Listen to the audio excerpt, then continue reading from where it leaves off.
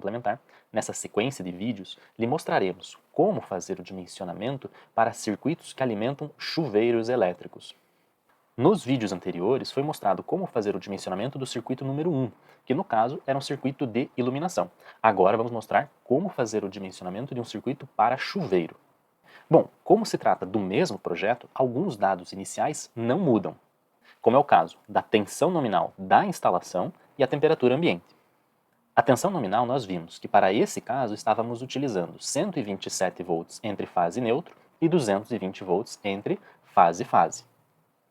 No nosso caso, estamos considerando que os chuveiros são de 220 volts e, nesse caso, serão alimentados por duas fases, ou seja, será um circuito bifásico. Então, o esquema de condutores vivos será bifásico a dois condutores. A temperatura ambiente é a mesma que foi definida lá para o circuito 1, ou seja, 33,9 graus Celsius. No caso dessa instalação, todos os eletrodutos, exceto o eletroduto do circuito de alimentação, do circuito alimentador, serão embutidos em alvenaria ou na laje. Então, o método de instalação para os 10 circuitos terminais será o método de instalação número 7 com o método de referência B1.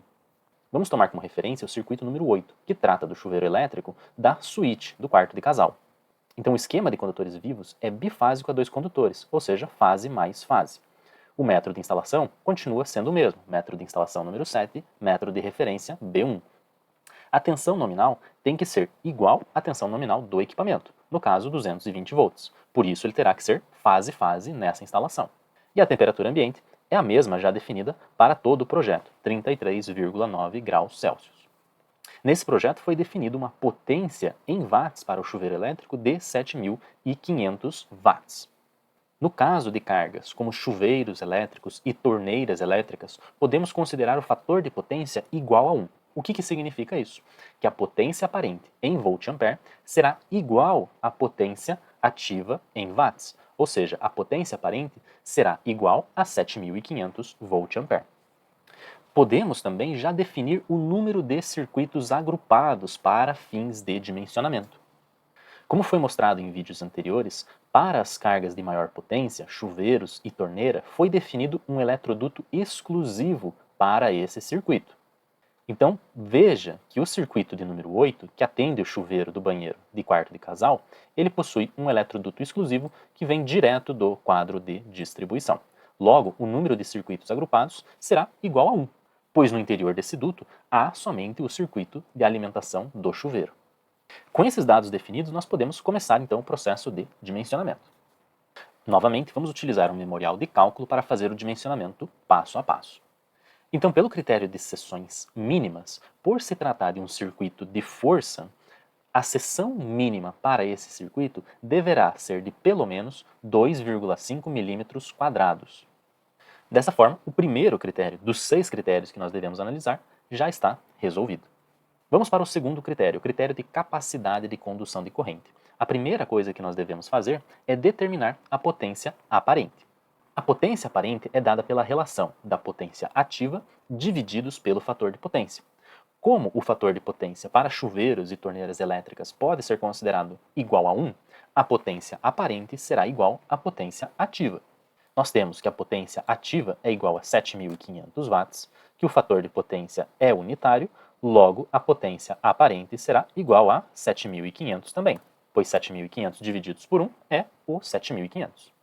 O próximo passo é determinar a corrente de projeto. Para determinar a corrente de projeto, nós precisamos da potência aparente e da tensão nominal. Para os circuitos mono e bifásicos, basta dividir a potência aparente pela tensão nominal.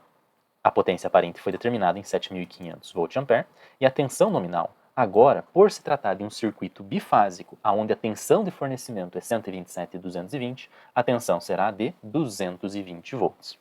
Vamos considerar que o chuveiro é uma carga puramente resistiva, ou seja, uma carga linear e que não produz distorções harmônicas. Então, o fator por distorção harmônica nós vamos considerar ele como sendo unitário, ou seja, igual a 1, de forma que não altere o cálculo da corrente de projeto. Dessa forma, a corrente de projeto será igual a 7.500 volt-amperes divididos pela tensão nominal, 220, e nós teremos uma corrente de projeto de 34,09 amperes aproximadamente. Então, a corrente de projeto é igual a 34,09 amperes. O próximo passo é determinar a corrente de projeto corrigida. Para isso, precisamos conhecer o método de instalação e o método de referência. O método de instalação já foi definido como método de instalação número 7. E para o método de instalação número 7, o método de referência correspondente é o método B1. Com isso, podemos determinar os fatores de correção. No nosso caso, o circuito ele não é enterrado e ele não é trifásico com neutro. Logo, eu posso desprezar os fatores de correção por resistividade térmica do solo e o fator de correção por carregamento do neutro, ficando apenas com o fator de correção por temperatura e o fator de correção por agrupamento. O fator de correção por agrupamento nós já sabemos que ele será igual a 1, pois há apenas um circuito no interior do eletroduto, ou seja, não há outros circuitos em conjunto com o circuito em análise. Logo, o fator de correção por agrupamento é igual a 1. E o fator de correção por temperatura será o mesmo fator de correção utilizado no dimensionamento do circuito de número 1, que por se tratar de uma temperatura de 33,9 graus Celsius, o fator de correção por temperatura será igual a 0,94. Com isso, nós conseguimos calcular a corrente de projeto corrigida. Lembrando que nós não precisamos aplicar o fator de correção por resistividade térmica do solo e o fator de correção por carregamento do neutro, pois eles se aplicam apenas, respectivamente, a circuitos enterrados e a circuitos trifásicos com neutro. Então, a minha corrente de projeto corrigida vai ser a corrente de projeto divididos pelo fator de correção por temperatura e pelo fator de correção por agrupamento. A corrente de projeto nós acabamos de calcular e é igual a 34,09, divididos apenas pelo fator de correção por temperatura, que é igual a 0,94. Eu não preciso dividir pelo fator de correção por agrupamento, pois ele é igual a 1. Então, se eu fizer 36,26 divididos por 1, vai ser igual a 36,26. Então, a minha corrente de projeto corrigida será igual a 36,26 amperes.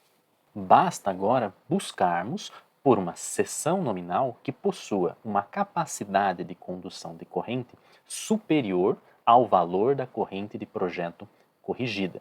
Para isso, devemos consultar as tabelas 36 a 39 da NBR 5410. Lembrando que a escolha da tabela que você vai utilizar vai depender da isolação e do método de instalação. No nosso caso, estamos utilizando condutores com isolação em PVC e o nosso método de referência é o método de referência B1. Nesse caso, a tabela que irá nos atender será a tabela de número 36. Na tabela 36, devemos buscar pelo método de referência B1, o número de condutores carregados continua sendo igual a 2, agora, porém, não é mais fase e neutro, e sim fase mais fase. E nesta coluna, nós devemos buscar uma seção nominal que possua uma capacidade de condução de corrente superior à corrente de projeto corrigida.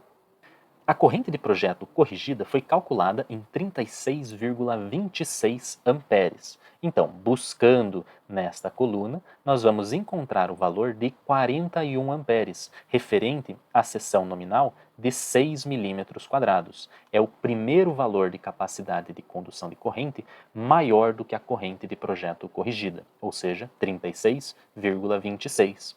Veja que o condutor de 4 milímetros quadrados, ele não nos atende, pois a sua capacidade de condução de corrente é inferior a 36,26, é igual a 32 amperes.